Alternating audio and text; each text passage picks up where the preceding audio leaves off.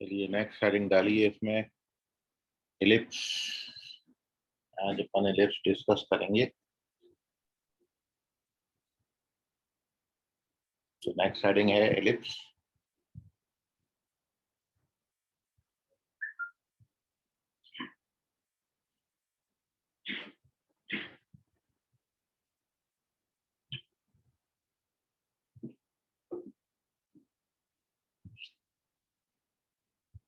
तो एलिप्स का डेफिनेशन भी वही है। It is locus of moving point which moves so that the ratio of its distance from a fixed point and from fixed straight lines always remains constant. Fix point को बोलते हैं focus, fix line को बोलेंगे directrix और constant ratio को बोलेंगे eccentricity. और in case of eccentricity is denoted by small e. तो हर जगह पूरे कोनिक सेक्शन का डेफिनेशन यही है, P S by P M equals to e आपने लिखना है। ठीक है, तो फर्स्ट पेज में जो डेफिनेशन है एलिप्स का उसके मुताबिक P S by P M it is constant which is less than 1 for ellipse. Fix point focus हो जाएगा, फिक्स लाइन डायरेक्ट्रिक्स हो जाएगी, कांस्टेंट रेशियो एसेंट्रिसिटी हो जाएगी, एसेंट्रिसिटी लेस देन 1 होता है। और अब इसमें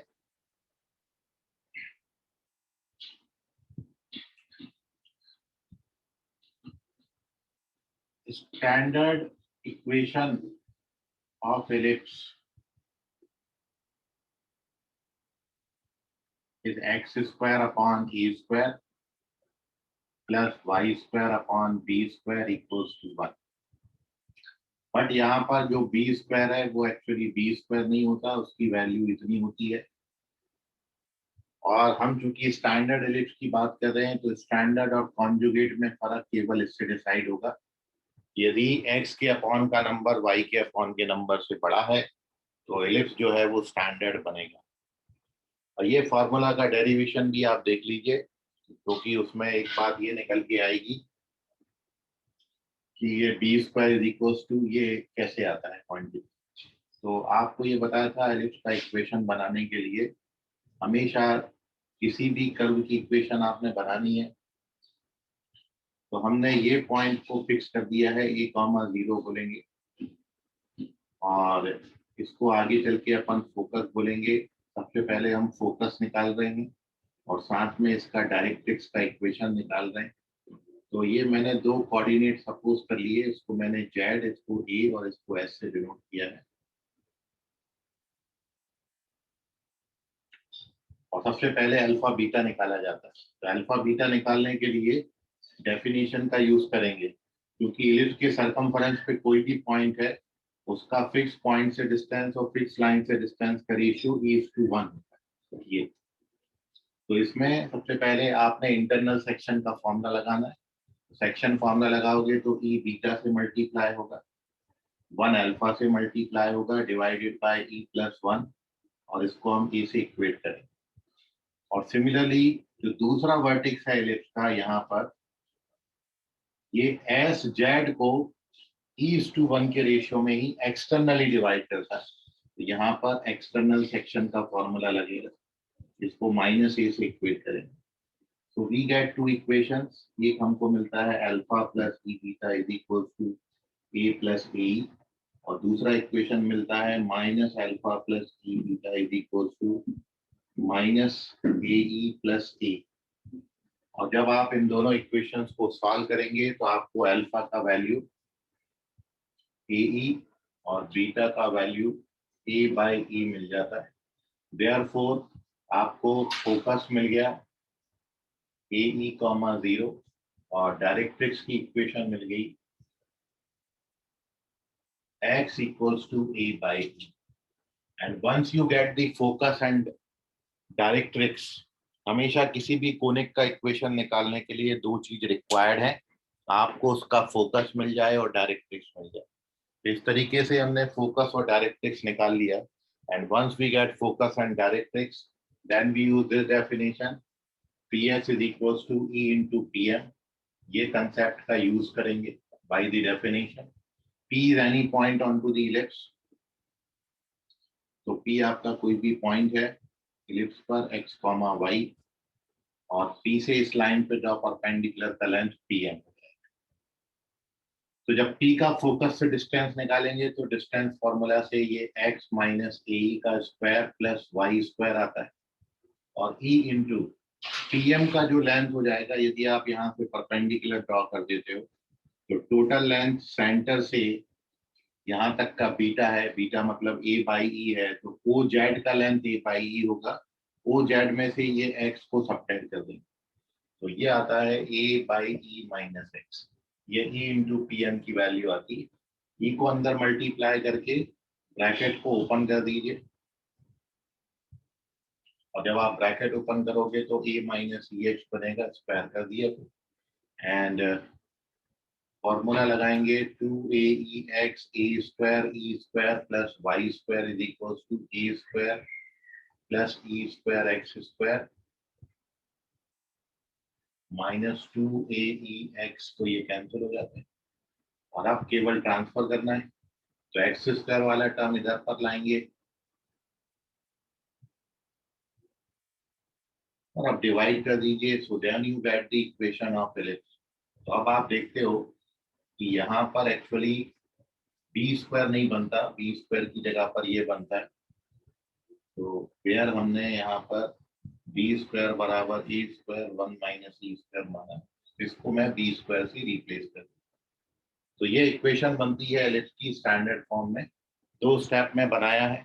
सबसे पहले फोकस और डायरेक्ट्रिक्स की इक्वेशन निकाली है। Once we get focus and directrix, then we use the definition PS बराबर E into PM, and then we get the equation of ellipse. और जो इसमें आपने सीखना है वो ये कि जो बी स्क्वायर बनता है वो एक्चुअली बी स्क्वायर की value a square 1 minus e square बनती है। तो this is also known as the first definition of ellipse, और अब अपन यहाँ पर इसका सेकेंड डेफिनेशन भी डिस्कस कर रहे हैं। तो first you take the screenshot of this, उसके बाद मैं इसका सेकंड डेफिनेशन एलिप्स का बताऊंगा, और फिर अपन इसके कुछ टर्म्स को लिखेंगे। इसका स्क्रीनशॉट ले लीजिए। Moving on to page number 2।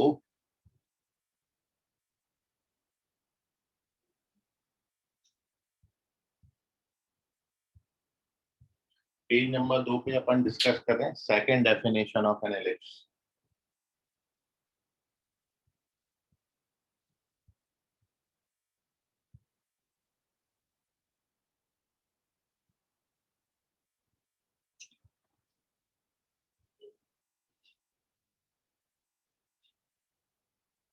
Second definition होता है कि sum of focal distances is equal to length of major axis of an ellipse.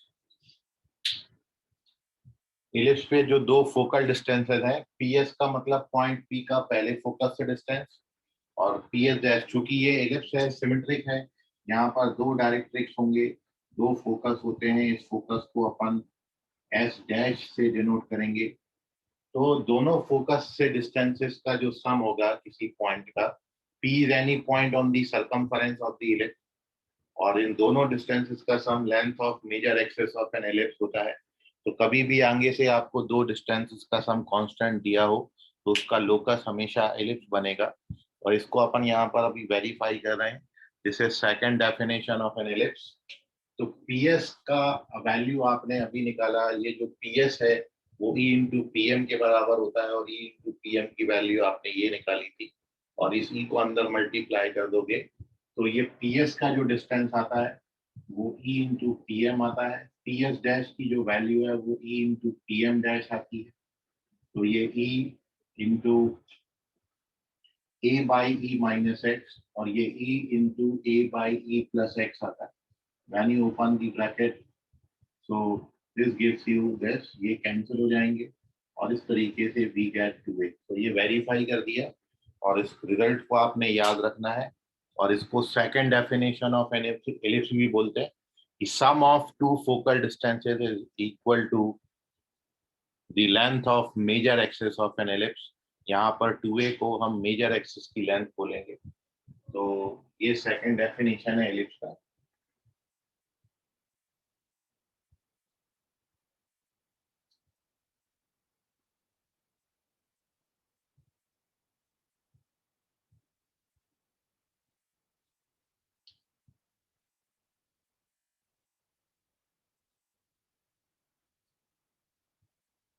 और अब अपन एलिप्स के यहाँ पर कुछ जो है टर्म्स हैं एलिप्स से, वो टर्म्स और साथ में उनकी वैल्यूज को लिख रहे हैं कि स्टैंडर्ड और कॉन्जुगेट दो टाइप के एलिप्स हैं अपने पास। दोनों एलिप्स में अपन जितनी पॉसिबल बातें हो सकती हैं वो सारी मैं यहाँ पर लिख रहा हूँ। तो इसी पेज पर ये मैं हटा देता हूँ और दोनों एलिप्स को मैं प्लॉट कर रहा हूँ और उनके अपन टर्म्स लिख रहे हैं। फोकस, डायरेक्ट्रिक्स वगैरह की इक्वेशंस क्या होंगी, ठीक है। सो वो आप इम्पोर्टेंटली अब यहाँ पर ध्यान से देख लीजिए।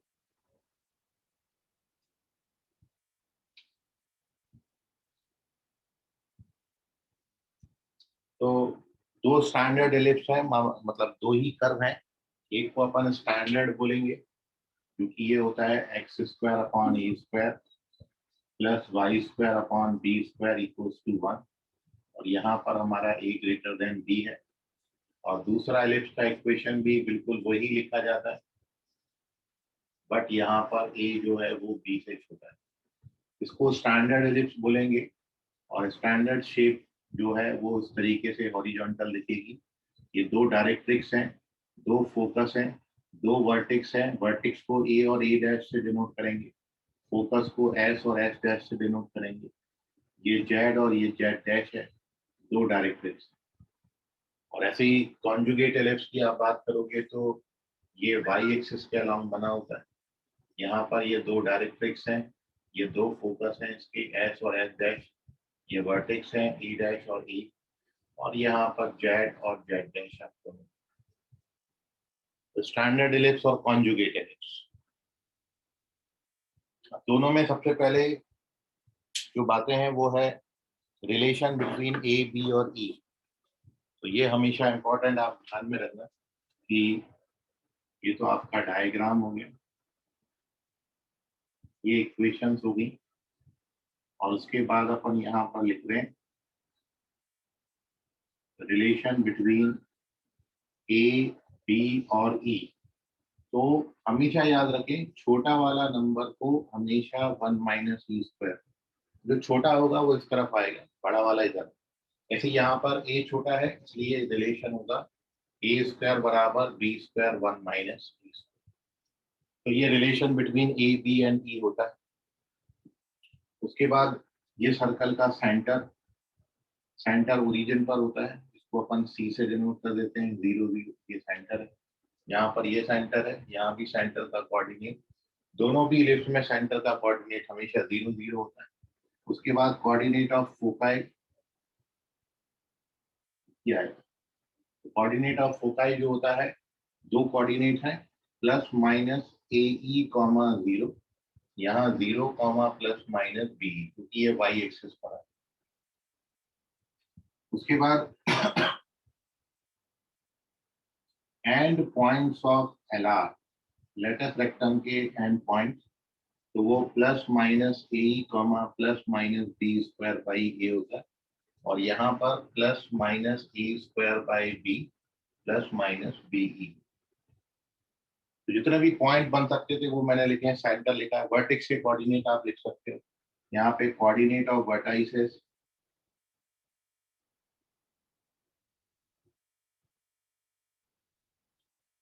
दो वर्टेक्स हैं मेजर एक्सिस के, वो कंसीडर किए जाते हैं प्लस माइनस ए कॉमा 0, यहाँ 0 कॉमा प्लस माइनस।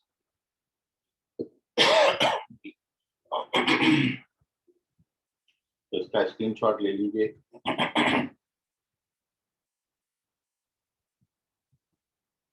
ये स्टैंडर्ड फॉर्म में और कॉन्जुगेट फॉर्म में फिलिप्स की इक्वेशंस हैं।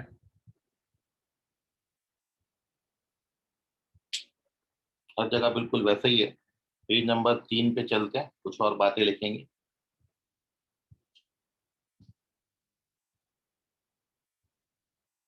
तो अपन यहाँ पर जितने भी ऑर्डर पेयर थे वो मैंने यहाँ पे लिख दिया। अब मैं यहाँ पर इक्वेशंस और लेंथ लिख रहा हूँ।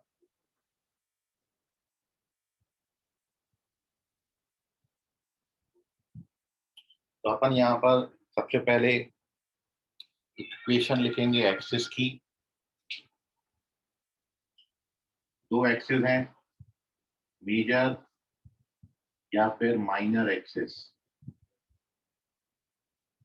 equation of major minor axis, equation of directrix S, equation of LR,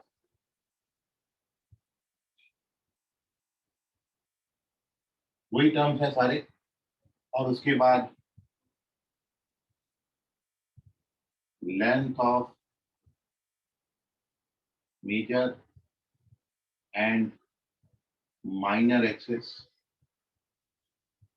उसके बाद है लेंथ ऑफ LR, और उसके बाद है parametric equation. Parametric equation, parabola में भी इतने ही टर्म्स पढ़े थे।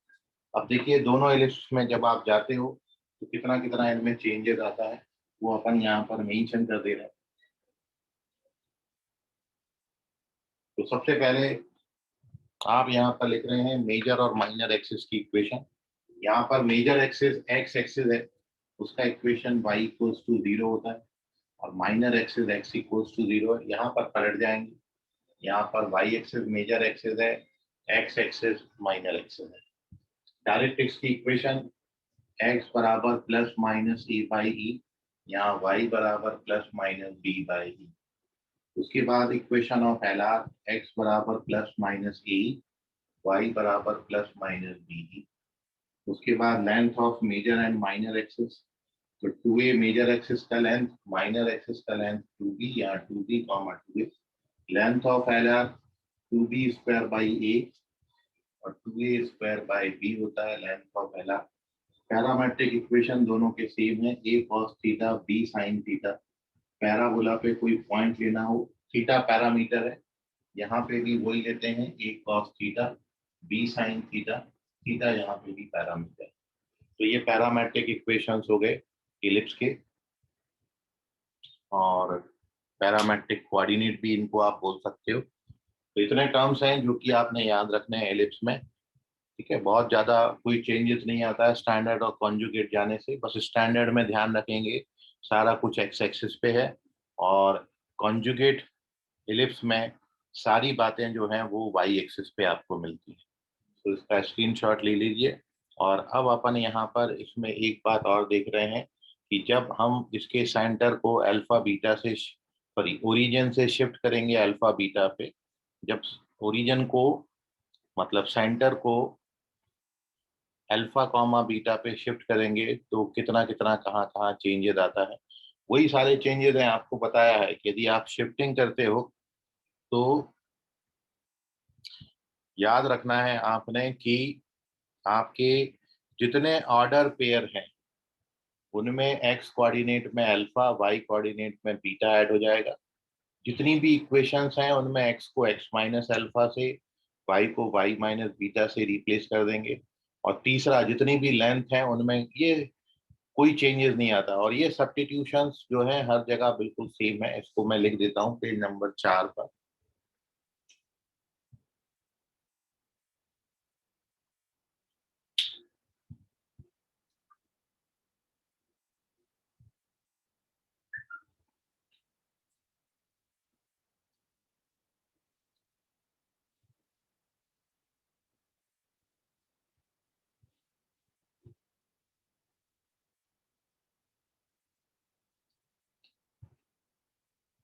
तो जितने भी आप, सबसे पहले यदि मैं अल्फा बीटा पे शिफ्ट करता हूँ तो इक्वेशन जो आपको दिखती है, पहली equation x minus alpha square upon a square, y minus beta square upon b square equals to 1, ये पहली इक्वेशन होगी।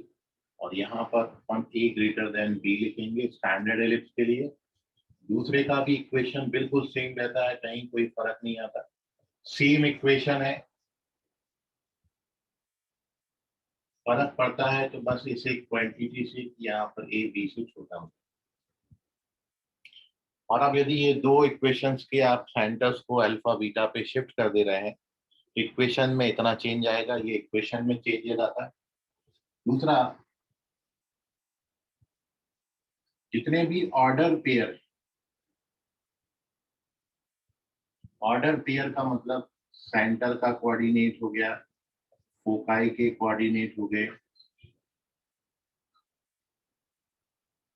और एंड पॉइंट्स ऑफ LR हो गया और साथ में पैरामेट्रिक इक्वेशन, ये सभी ऑर्डर पेयर में आप लिखते हो। तो इनमें केवल आपने क्या करना है, एक्स कोऑर्डिनेट में अल्फा ऐड कर देंगे,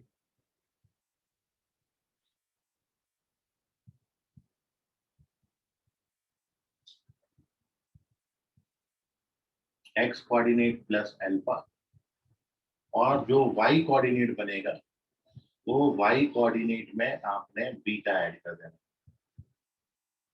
मतलब सेंटर बस ऐड कर, जितने भी ऑर्डर पेयर एक्स और वाई कोऑर्डिनेट होंगे तो जितना भी स्टैंडर्ड फॉर्म है, जैसे पहले सेंटर 0 0 था, अब 0 0 में अल्फा बीटा ऐड करेंगे, अल्फा बीटा हो जाएगा। पहले फोकाई स्टैंडर्ड फॉर्म के लिए ए कॉमा 0 था, अब alpha plus a comma beta हो जाएगा, और दूसरे वाले के लिए alpha plus beta plus b हो जाएगा। ऐसे ही एंड पॉइंट्स ऑफ LR में एक्स कोऑर्डिनेट में अल्फा, वाई कोऑर्डिनेट में बीटा ऐड कर देना। पैरामेट्रिक इक्वेशन में भी यदि आप ऑर्डर पैरामेट्रिक पॉइंट लिख रहे हो तो एक्स कोऑर्डिनेट में अल्फा, वाई कोऑर्डिनेट में बीटा ऐड कर देंगे, पैरामेट्रिक इक्वेशन की जगह पैरामेट्रिक पॉइंट लिखिए, क्योंकि इक्वेशन वाली बात में अगली बात में। तो चार तो ये हो गए। अब जितने भी इक्वेशंस हैं,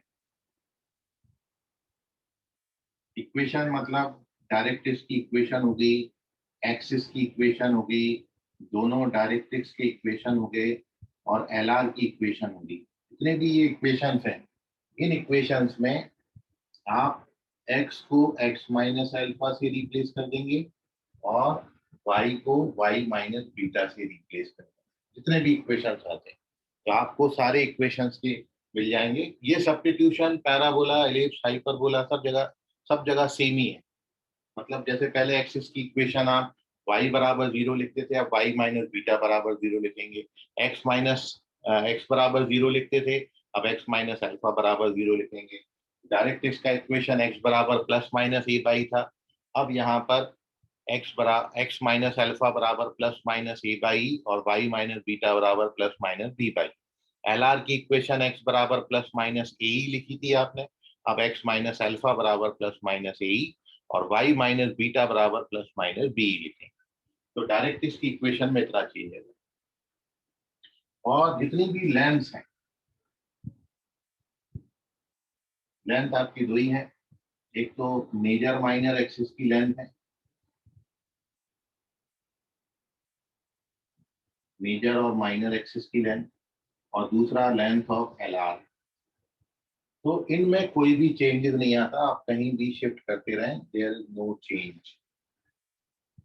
इतने सब्स्टिट्यूशन से आप जो है, जब पैराबोला के सेंटर्स को किसी पॉइंट पे शिफ्ट कर दिया जाएगा, तो इतने सब्स्टिट्यूशन से स्टैंडर्ड फॉर्म को याद रखना है बस आपने, और ये सब्स्टिट्यूशन मार देना है, then you get the answers. अब मैं इस पर बेस्ड एक क्वेश्चन आपके साथ डिस्कस कर रहा हूँ, इसका आप स्क्रीनशॉट ले लें। पेज नंबर 5 पर अपन चल रहा है, एक क्वेश्चन डिस्कस करते हैं कि इस कंसेप्ट को आप किसी क्वेश्चन में यूटिलाइज कैसे करेंगे, how we utilise this concept in a question.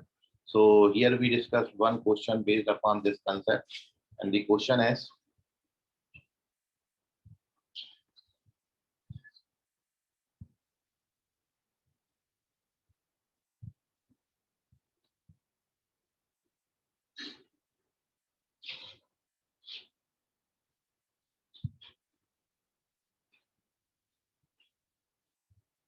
Page number 5।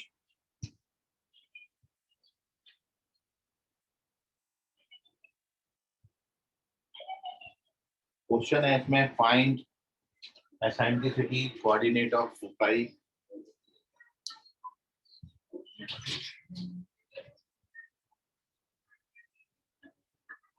Foci का मतलब कोऑर्डिनेट ऑफ फोकाई होंगे centre,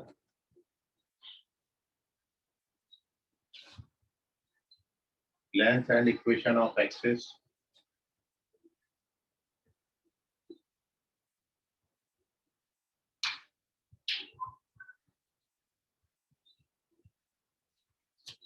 equation of directrix,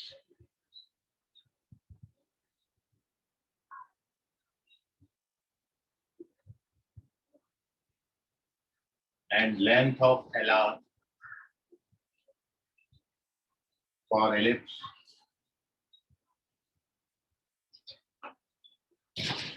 x square plus 4y square plus 8y minus 2x plus 1 equals to 0। ये question आपको ellipse का दिया है और आपको इतनी बातें निकालनी है। तो सॉल्यूशन में सबसे पहला काम जो आप करेंगे वो ये है, इसको कंप्लीट स्क्वायर बनाना है। तो सॉल्व करने के लिए x square minus 2x plus 1 इसको साथ में रख लिया और जितने भी वाई स्क्वायर वाले टर्म्स हैं उसमें y 4 कॉमन ले लिया, तो y स्क्वायर प्लस 2y और ये मैंने 1 इसमें ऐड किया है और बैलेंस करने के लिए 1 ऐड करने का मतलब इनडायरेक्टली 4 ऐड किया है, तो बैलेंस करने के लिए ये 4 है।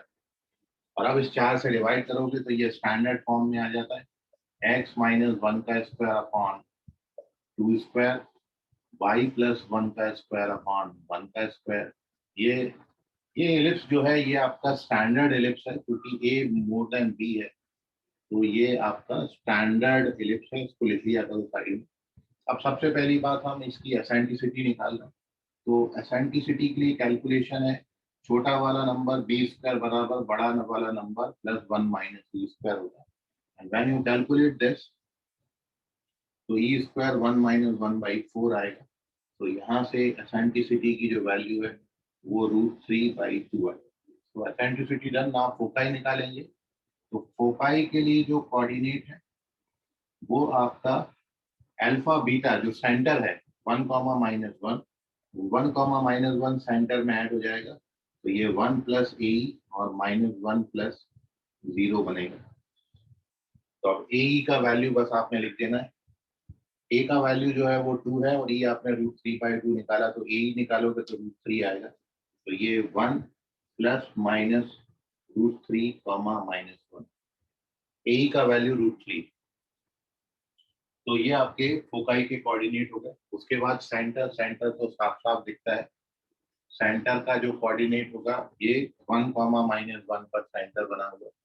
उसके बाद length of and equation of axis. तो अपन जानते हैं यहाँ पर जो एक्स एक्सिस की इक्वेशन होती है स्टैंडर्ड फॉर्म में वो y बराबर 0 होती है। यहाँ पे y की जगह y प्लस 1 होगा। तो जो मेजर एक्सिस की यदि आप बात करोगे तो मेजर एक्सिस यहाँ पर y प्लस 1 बराबर 0 होगा और उसकी जो लेंथ है मेजर एक्सिस की ये 2 का डबल होता है, 2a होती है, तो 4a हो जाए, सॉरी 4 हो जाए।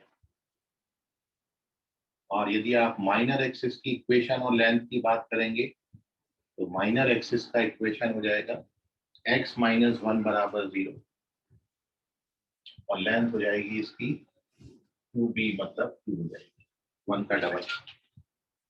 तो ये मेजर और माइनर एक्सिस के इक्वेशन और लेंथ हो गए। इक्वेशन ऑफ डायरेक्ट्रिक्स अपन यहाँ पर लिख रहे हैं। डायरेक्ट्रिक्स की जो इक्वेशन है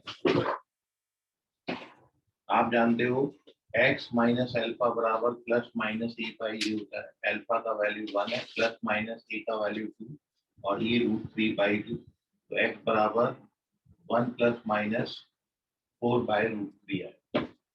ये डायरेक्ट्रिक्स की इक्वेशन होगी। और उसके बाद लेंथ ऑफ एल आर। तो लेंथ ऑफ एल आर के लिए फॉर्मूला आपका 2b² होता है। इट इज 2 1 का स्क्वायर बाई 2 विच इज 1। तो लेंथ ऑफ एल आर जो होती है वो 1 होती है। तो ये इनके आंसर्स हैं। अब इसमें आपको कोई डाउट है तो पूछ लीजिए, otherwise take the screenshot of this. This is the utilisation of this concept जब सेंटर को आप किसी पॉइंट पे शिफ्ट करते हो।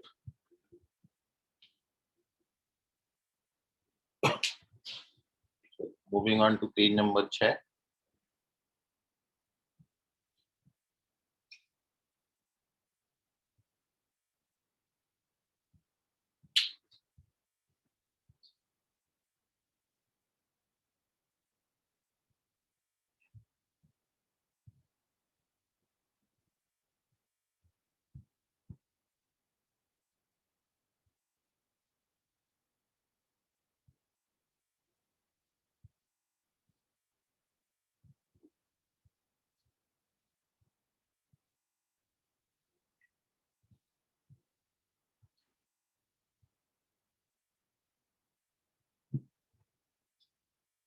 तो इसमें अपन डिस्कस करें position of point with respect to ellipse. Position of point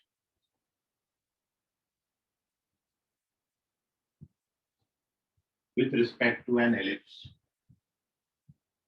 तो वही है पोजीशन, हर जगह सेम कंसेप्ट है कि आपका यदि S1 पॉजिटिव आएगा then point lies outside the ellipse। यदि S1 0 हो जाता है then point lies onto the ellipse। यदि S1 नेगेटिव हो जाता है then point lies inside the ellipse where S1 जो है वो इलिप्स के इक्वेशन को पॉइंट से सेटिस्फाई आपने कराना है। ये है S1। ये यदि पॉजिटिव आएगा क्वांटिटी तो आउटसाइड हो जाएगा पॉइंट, 0 आएगा तो इलिप्स पे लाई करेगा पॉइंट, यदि नेगेटिव आएगा तो पॉइंट इनसाइड हो जाएगा इलिप्स के। और अब इसी केस में जब पोजीशन ऑफ लाइन की बात करेंगे, पोजीशन ऑफ लाइन, सो उसमें 3 पोजीशन हो सकती हैं कि लाइन या तो इलिप्स को इंटरसेक्ट करेगी, टच करेगी, या बाहर लाई करेगी। और इसमें भी इम्पोर्टेंट जो है, जब लाइन टच करेगी तो अब मैं उस पर डिस्कशन कर रहा हूँ कि इफ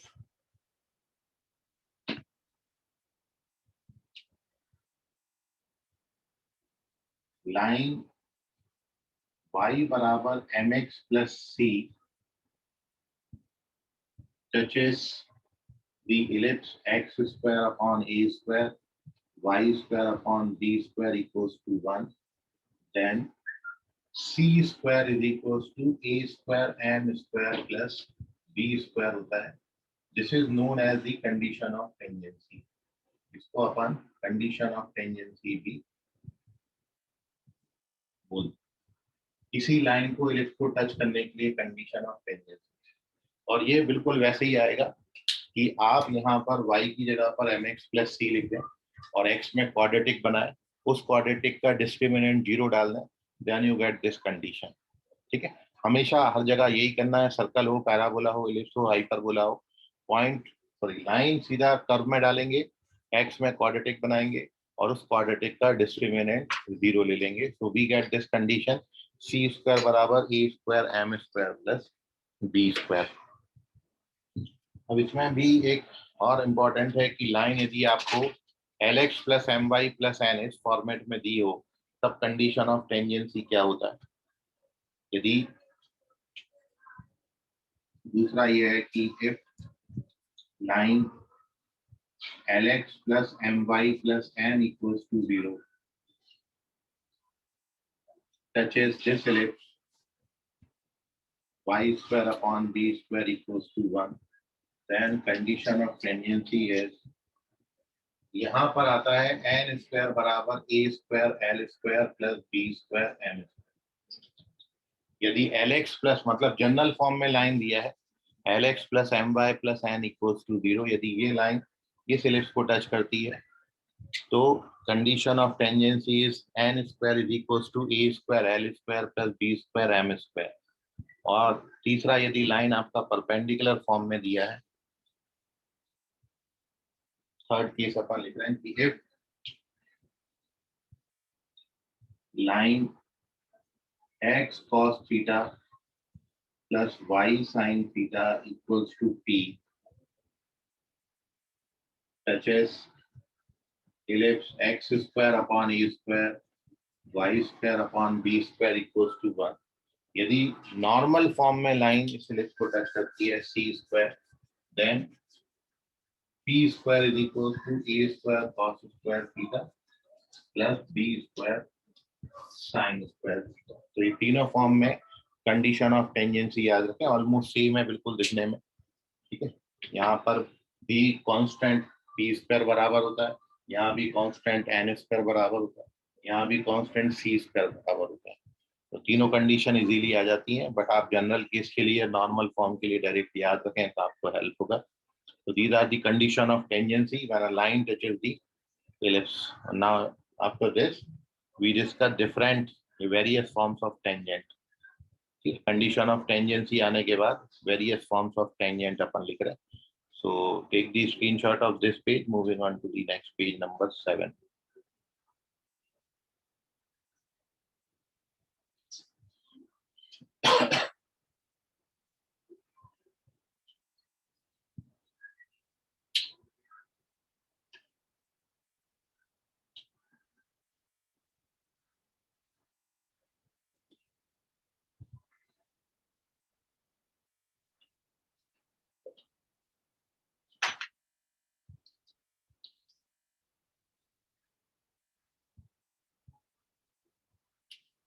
Next है various forms of tangent.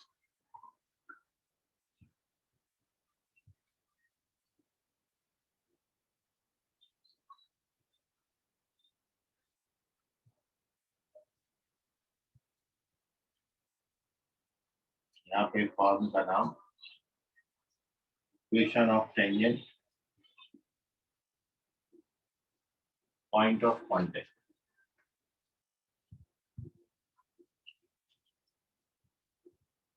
तीन ही फॉर्म है जैसा आप जानते हो बार बार. पॉइंट फॉर्म, पैरामेट्रिक फॉर्म और स्लोप.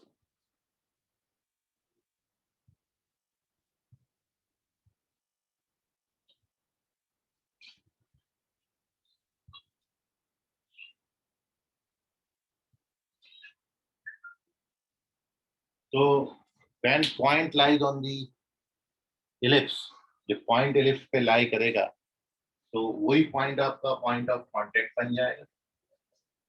और टेंजेंट की इक्वेशन लिखने के लिए हर जगह वही सब्स्टिट्यूशन है. एक्स स्क्वायर की जगह एक्स एक्स वन,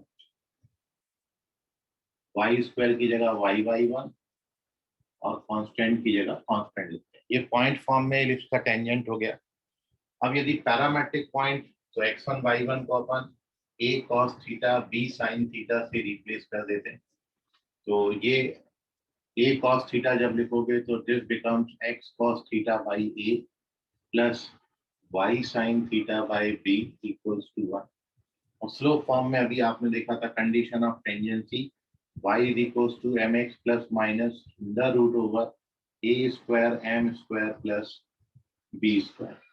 ये स्लोप फॉर्म में टेंजेंट का इक्वेशन आ जाता है. अब पॉइंट ऑफ कांटेक्ट आप कैसे याद रखेंगे? तो पॉइंट ऑफ कांटेक्ट को आपने सर्कल से याद रखना. सर्कल में आप पॉइंट ऑफ कांटेक्ट पढ़ते थे minus plus m r square by c और plus minus r square by c. यहाँ पर आर स्क्वायर की जगह पर आर की जगह पर ए और बी ए और बी. तो अब पॉइंट ऑफ कांटेक्ट आप देखोगे यहाँ पर लिखोगे तो it is minus plus m a square by c. C होता है यहाँ पर a square m square plus b और b square by c plus minus. तो ये बी स्क्वायर बाई सी का value a square m square plus b. ये point of contact है जिसको आप सर्कल से याद रख सकते हो. तो ये तीन फॉर्म हो गए various forms of tangent of an ellipse. और अब आपको टेंजेंट का एक एप्लीकेशन भी हर जगह साथ में बता देता हूँ. डायरेक्टर सर्कल जिसको अपन बोलते हैं. Locus of point of intersection of two perpendicular tangents. तो locus of point of intersection of two perpendicular tangents. तो आप यहाँ पर जानते हो कि for ellipse x square upon a square plus y square upon b square equals to 1. Equation of director's circle is x square plus y square बराबर a square plus b square. ये director circle की equation होती है. Verification के लिए इसका यदि आपको कभी याद नहीं आता एग्जाम हॉल में तो आप इसको स्लोप फॉर्म में जो टेंजेंट लिखा है उससे ला सकते हो. कैसे लाएंगे? एम में क्वाड्रेटिक बनाएंगे. तो ये जो इक्वेशन लिखी है ठीक है ये लेना है आपने और mx को ट्रांसफर करके स्क्वायरिंग कर देना है बोथ साइड.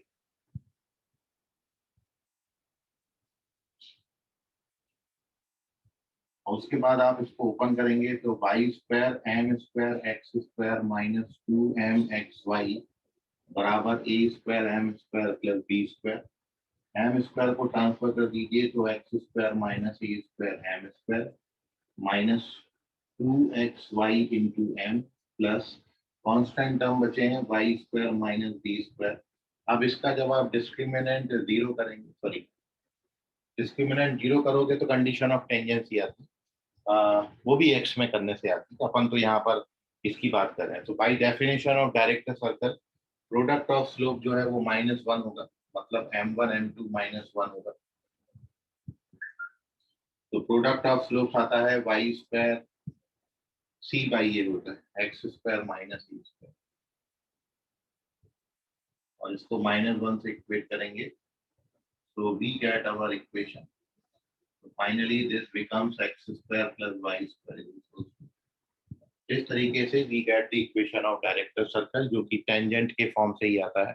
ठीक है, तो इसको नोट कर लीजिए, take the screenshot of this. यह डायरेक्टर सर्कल।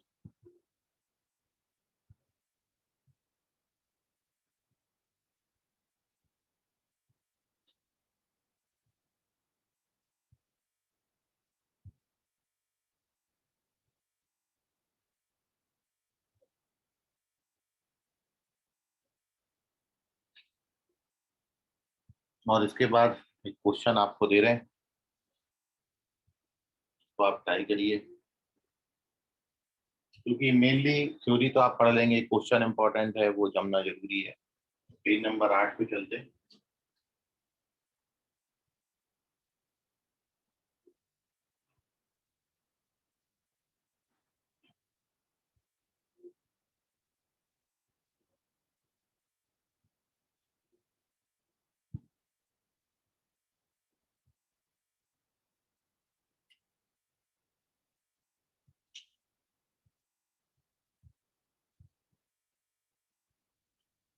और ट्राई करिए, आप इस क्वेश्चन को करिए इसका आंसर। क्वेश्चन है,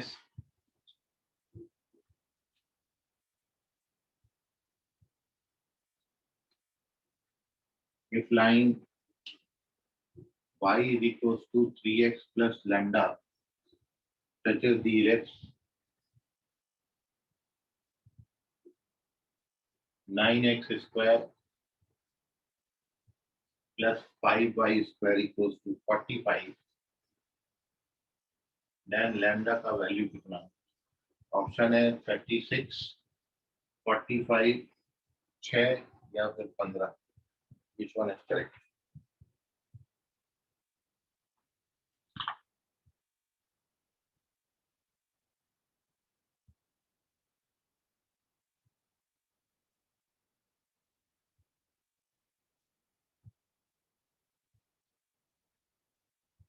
ये ऑप्शन इसमें रॉन्ग दिए हैं, इसमें तो कोई भी ऑप्शन मैच नहीं करेगा,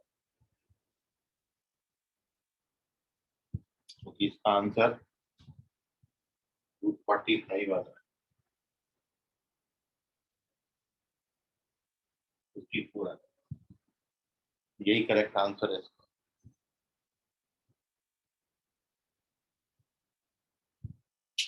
तो इजी सवाल है, पाई बराबर एम एक्स प्लस सी के लिए आपने देखा ही था, सी स्क्वायर बराबर होता है ए स्क्वायर एम स्क्वायर, एम 3 है ए स्क्वायर एम स्क्वायर, और एम एम ए का वैल्यू 5 हो जाएगा प्लस बी स्क्वायर, लैम्डा का वैल्यू प्लस माइनस 54 आता है। बताओ, तो ये इजी सवाल था। चलते कुछ और क्वेश्चन देखते हैं इसमें।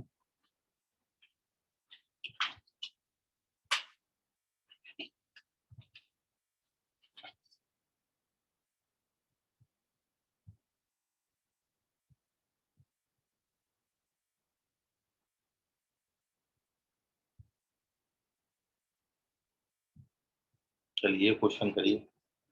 द इक्वेशन, आपको इलिप्स का इक्वेशन यहाँ पे लिखना है। Equation of ellipse whose authenticity is 1/2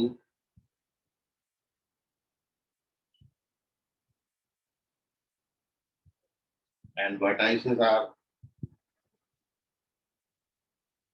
4, 0 and 10, 0. करिए, पहला ऑप्शन है 3x² plus 4y² minus 42x plus 120 equals to 0. 3x², 4y² plus 42x plus 120 equals to 0. 3x², 4y², 42x minus 120 equals to 0.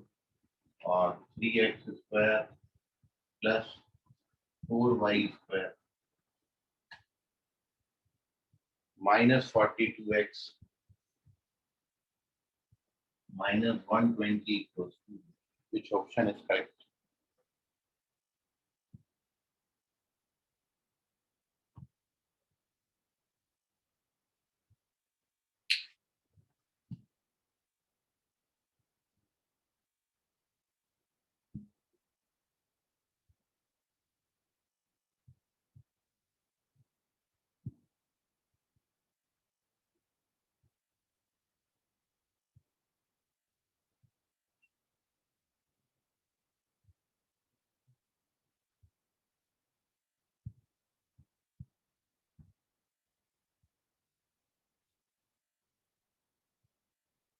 Question 1 का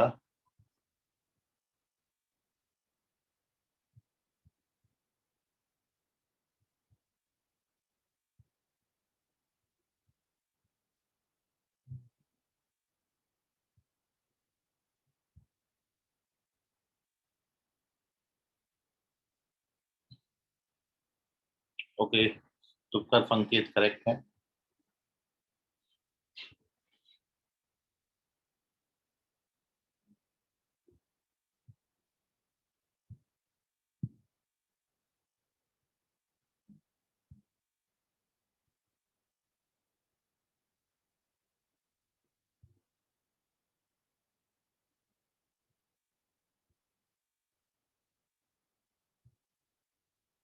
Chaudhary Kalpesh correct है।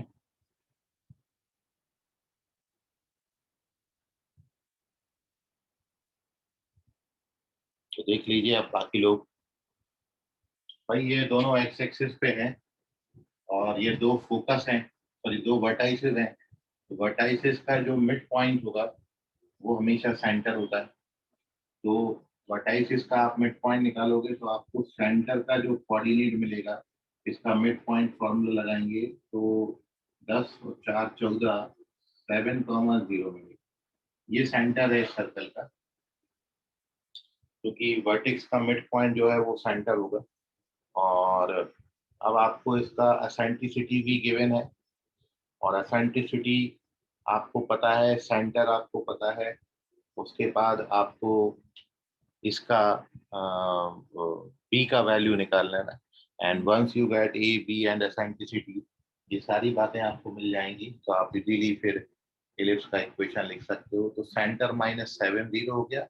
Major axis की length आप निकाल लीजिए और एसेंट्रिसिटी से फिर डी आ जाएगा, क्योंकि मेजर एक्सिस एक्स एक्सिस पे बनेगी इसकी और इन दोनों पॉइंटों के बीच का डिस्टेंस जो है वो 2a होगा मेजर एक्सिस का लेंथ। तो डिस्टेंस बिटवीन देम इज कितना है 6। तो a का वैल्यू 3 आ गया और a को 3 ले लेंगे तो b² बराबर होता है a² 1 minus e²। 1 minus e² करोगे तो 4 और 1 3,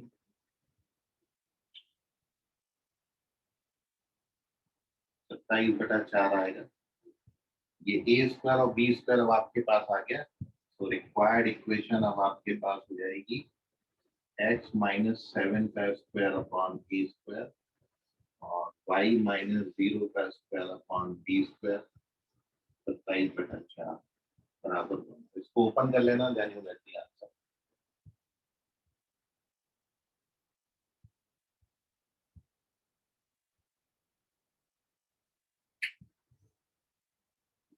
फर्स्ट ऑप्शन आएगा, चेक कर लीजिए आप इसको।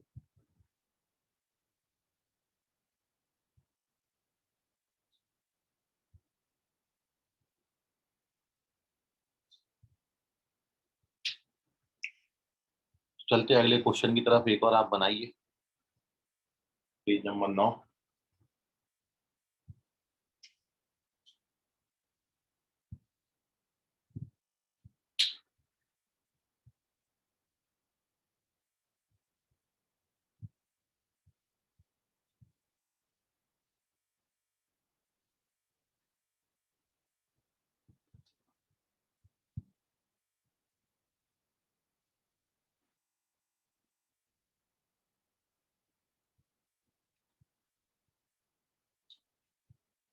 तो यह है क्वेश्चन, करें आप ट्राई।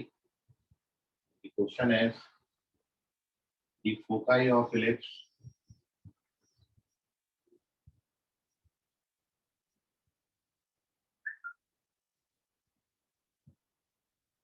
(25)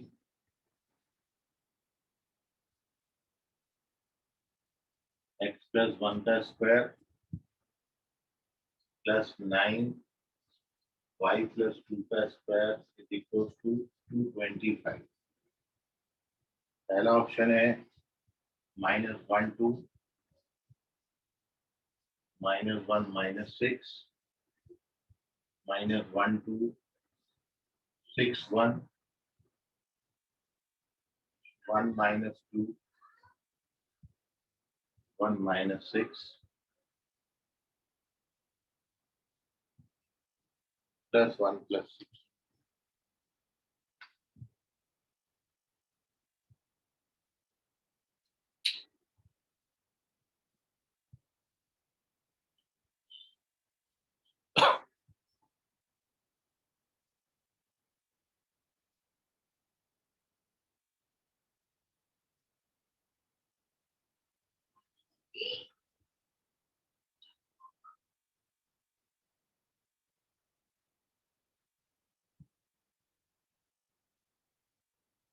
इस एलिप्स के फोकाई आपको बताने।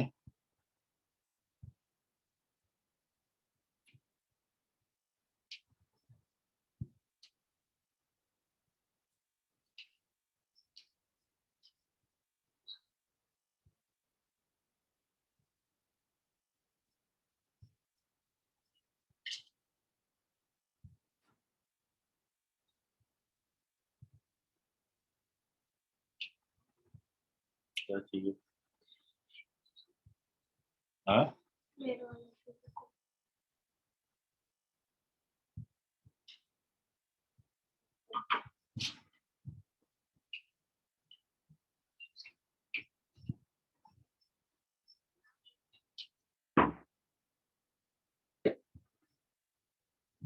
ओके। चौधरी कल्पेश, आपका जो आंसर है ये हो गया है गलत। अभी करेक्ट है।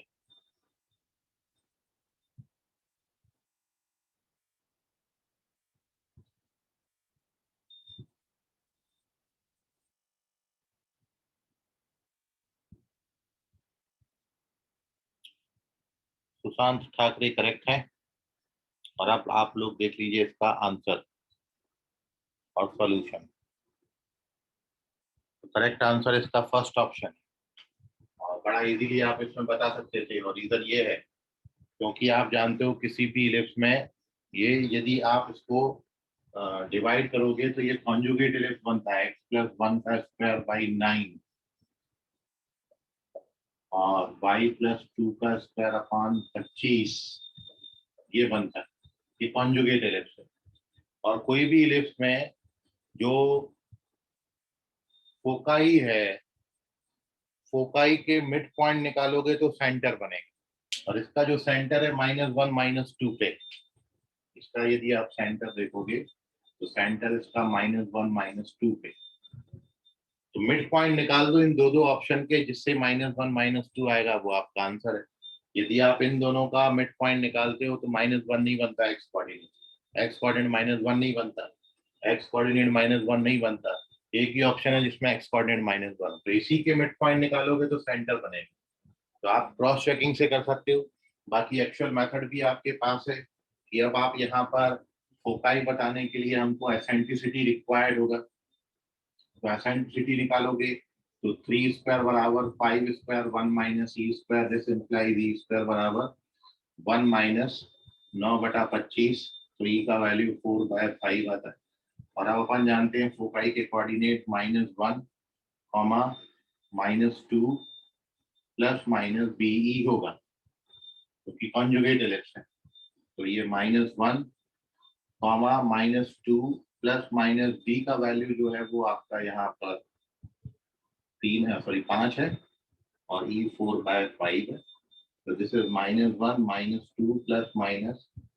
तो एक बार पॉजिटिव साइन ले लेंगे तो +2 आएगा, और एक बार नेगेटिव साइन ले लेंगे तो -6 आएगा। तो ये आंसर है। इस तरीके से भी आप एक्चुअल अप्रोच से भी जा सकते थे, अदरवाइज आप मिड पॉइंट निकाल दो तो सेंटर मिल जाएगा। ठीक है, इसका स्क्रीन शॉट ले लीजिए। कुछ और ऐसे ही क्वेश्चन और बाकी रिमेनिंग थ्योरी हम कल की क्लास में करेंगे इलिप्स में।